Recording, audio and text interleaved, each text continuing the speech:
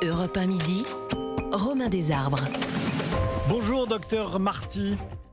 Bonjour. Bonjour Jérôme Marty, merci d'être avec nous, médecin généraliste, président de l'Union française pour une médecine libre.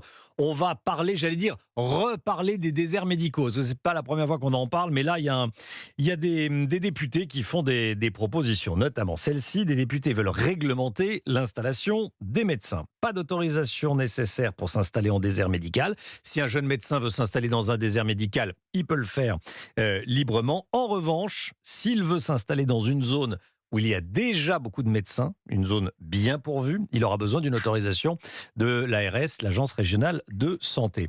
Qu'est-ce que vous en pensez, vous ? J'en pense qu'il faudra qu'ils nous indiquent où sont les zones où il y a trop de médecins, parce que selon nous, elles n'existent pas. Oui.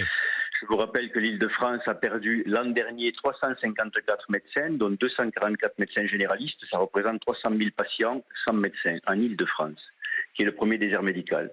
Donc les déserts, globalement, ils sont partout. Donc ces politiques ont un logiciel qui date des années 2000, mais qui n'est plus adapté au monde actuel. Le monde actuel, c'est soit des zones qui sont déjà désertifiées, soit des zones en voie de désertification. Et pour la boutade, on propose 8 000 €, une prime de 8 000 € au maire qui s'engagera sur l'honneur et par écrit et qui nous dira « j'ai assez de médecins et je ne veux plus qu'ils s'en installent ». Cette prime, elle est proposée depuis 3 ans. On n'a toujours pas de maire qui est venu nous voir.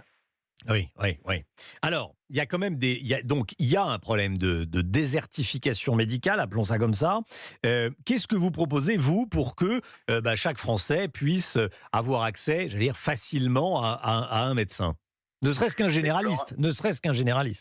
Mais très simplement, que l'on rende attractifs nos métiers. Vous avez environ 15 à 20 000 jeunes là, qui sont formés, qui bénéficient de la meilleure formation du monde et qui attendent pour s'installer.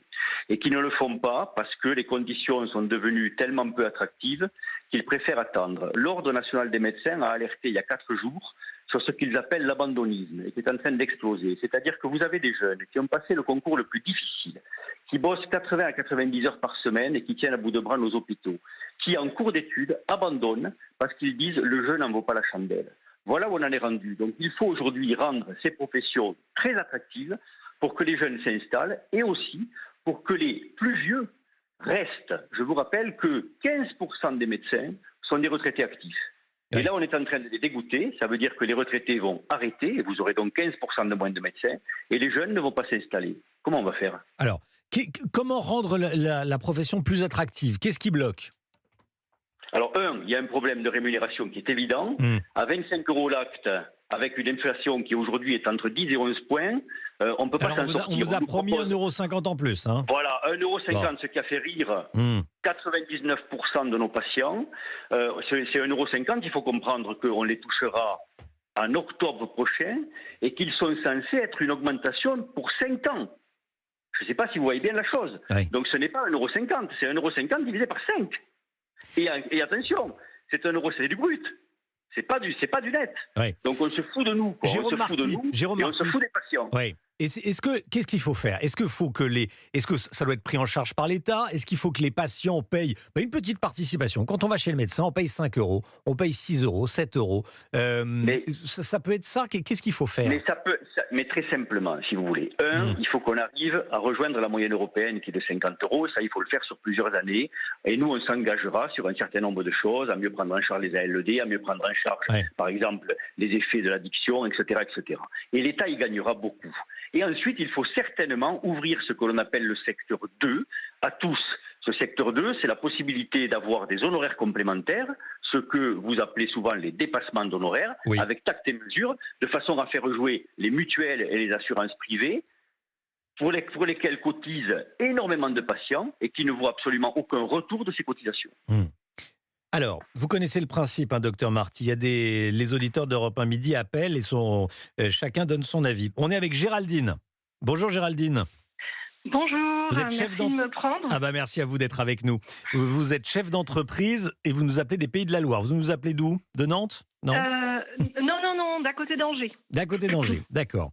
Vous êtes chef d'entreprise. Vous êtes chef d'entreprise dans quoi ? Dans la conception de meubles. D'accord. Alors, interdire l'installation des médecins dans les zones largement pourvues, vous dites, oula, attention Jérôme Marty, bouchez-vous les oreilles, vous dites, pour moi, c'est une super idée. Expliquez-nous pourquoi. En fait, c'est quand même un serpent de mer, parce que ça fait très très longtemps qu'il en est question, et ça avait été proposé déjà plusieurs fois, il y a des décennies de ça. Et je suis d'accord sur certaines choses qu'a dit Jérôme Marty. Je ne suis pas complètement contre tout ce qu'il a dit.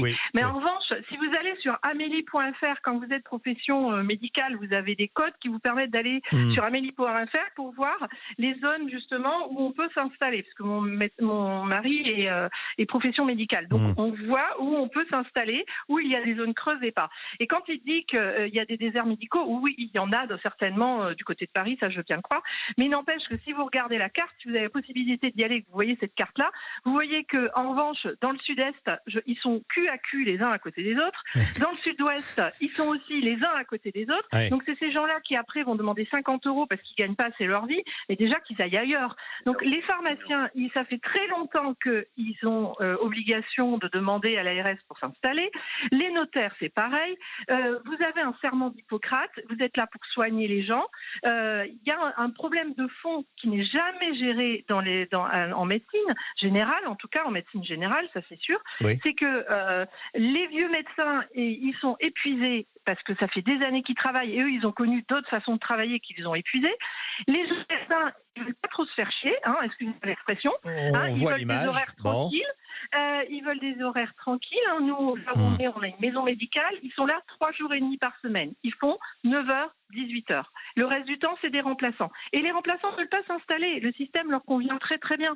Donc, il faut aussi... c'est presque des salariés. Je suis d'accord avec vous, monsieur Marty. Alors, on vous a entendu, Géraldine. C'est effectivement votre point de vue. Jérôme Marty, qu'est-ce que vous répondez à Géraldine? Ça existe avec les pharmaciens et les notaires. Elle a parlé du sud-ouest, c'est très bien, j'y suis. Non, du sud-est. Non, mais sud-est et sud-ouest, elle a dit. Sud-est, il faut savoir que tout le pourtour de Nice, la première couronne, pas loin, pas la deuxième, pas la troisième, la première couronne, c'est le désert. Tout le pourtour de Cannes, c'est du désert. Toute la côte d'Azur, en dehors des villes, des centres-villes, c'est du désert. Donc ne vous trompez pas. Le sud-ouest, vous en parlez. Je suis à côté de Toulouse, d'accord? Toulouse, 66% des médecins sont à moins de 10 ans de la retraite. Moins de 20% en moins de 40 ans. Donc Toulouse est un désert qui va tomber bientôt. Et alors que Toulouse est à 1h30 de l'océan, à 1h30 de la Méditerranée, à 1h du ski, avec toutes les universités, avec Airbus, etc. Et pourtant, c'est un désert. C'est partout. Donc je veux dire, le jeu de domino, il est impossible. C'est-à-dire, vous ne pouvez pas prendre des médecins d'un côté pour les mettre ailleurs parce qu'ils manqueront à l'endroit où vous les avez pris. Parce que les zones, comme je vous le disais, sont en voie de désertification. Partout. Parce qu'on ne veut pas, on ne fait rien pour que les jeunes s'installent et que nous sommes dans une pyramide inversée. Ça veut dire quoi? Ça veut dire que chaque fois que vous enlevez une tranche d'en haut, c'est-à-dire des patients, des médecins les plus âgés qui partent à la retraite, la tranche qui rentre est beaucoup plus petite que la tranche qui sort. Et donc le problème se creuse. Et donc si on ne fait pas rentrer ces 15 000 médecins dont je vous parlais qui attendent pour s'installer, si on ne les fait pas rentrer là tout de suite, nous en avons encore pour 10 ans avec une aggravation des problèmes. Merci Jérôme Marty, merci beaucoup.